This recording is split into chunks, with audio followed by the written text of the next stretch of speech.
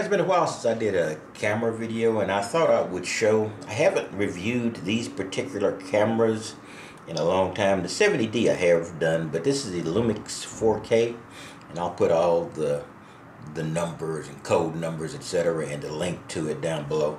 But these are the cameras I use most often when I'm just doing video, like I'm doing now, on a table, and I do that quite often since I'm doing van buys. You're seeing those on the table as they go by.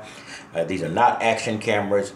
If you are going to make if you're going to do by accident decide one's an action camera, you'd probably go for the Lumix because it's just a smaller camera in size than the Canon, and it does have 4K, though that's not required for an action camera by any means.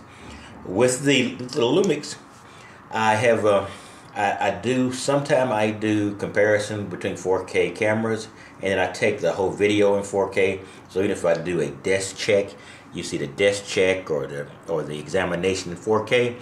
So then I'll use this camera. I have begun to use that camera on some of my repair videos, etc. Just, I don't know, it's 4K. It's you know, it's not really necessary for those kind of videos, but it doesn't hurt either. And eventually the world is going to 4K. Virtually every action camera is either 4K exclusively or moving to 4K with the next generation. And of course, these aren't action cameras. These are standard. This is a DSLR, and this is a DSLR type camera as well.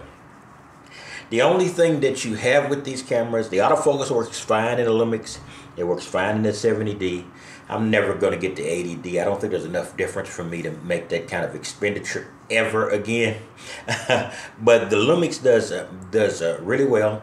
And if I'm taking, say, outside shots when it was snowing, when you can see the flakes, I was using 4K because 4K is better when you're doing those types of things. The only gotcha with the Lumix is the lenses are extraordinarily expensive. With cameras, these kind of body cameras with lenses, you either pay on the front end or the back end. So this is a less expensive camera by far than the 70D was. Of course, it might be lower now than the 80D is. So, you know, but the lenses are ridiculous. You can get you know, $150 lenses for the Canon.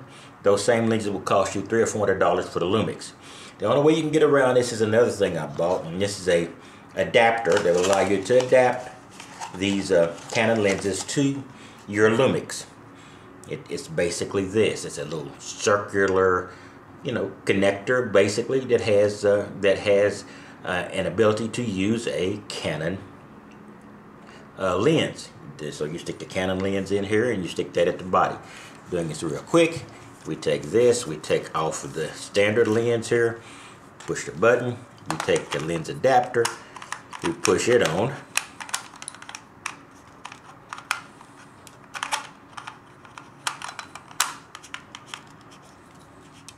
Voila, you got the lens adapter.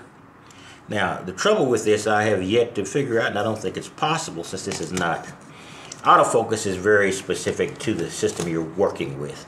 So I have to manually focus when I use the Canon lens with this little adapter.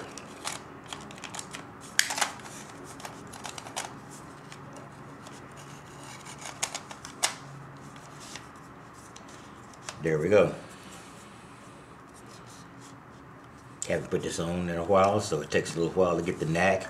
But there we go. Now I have a wide-angle lens, 10 by 18 millimeter, and the standard lens that I got with my camera, 18 to 55 millimeter, here on this this Lumix.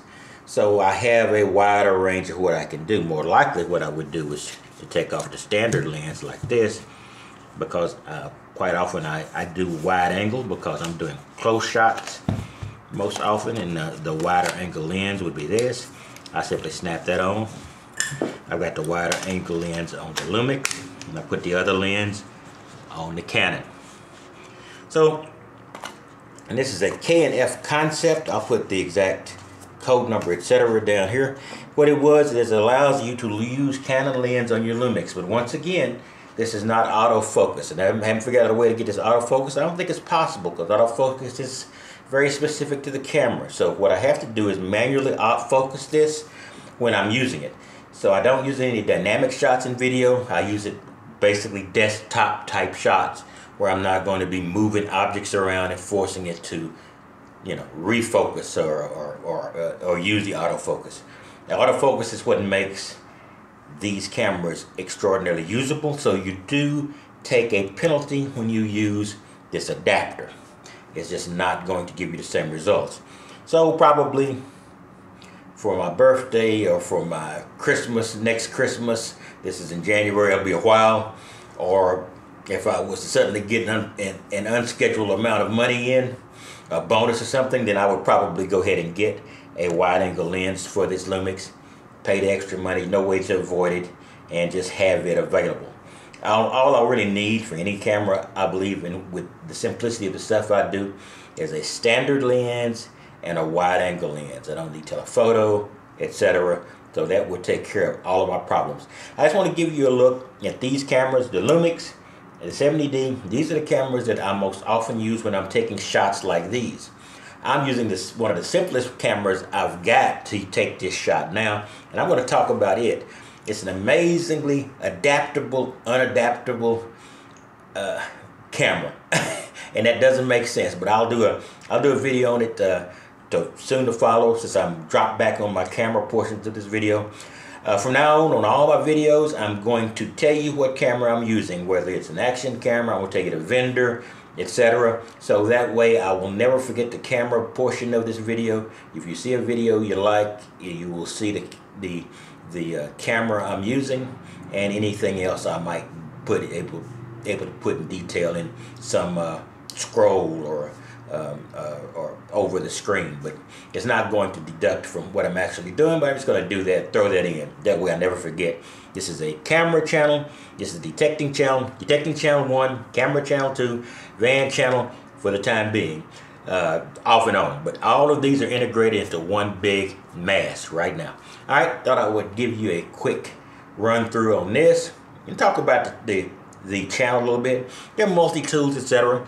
Basically, it's hobbies I like. I hope you find enough of what you like on this channel to subscribe and to stay a member of this channel for as long as possible. Alright, that's all I've got on this, and I will see you later on the next video.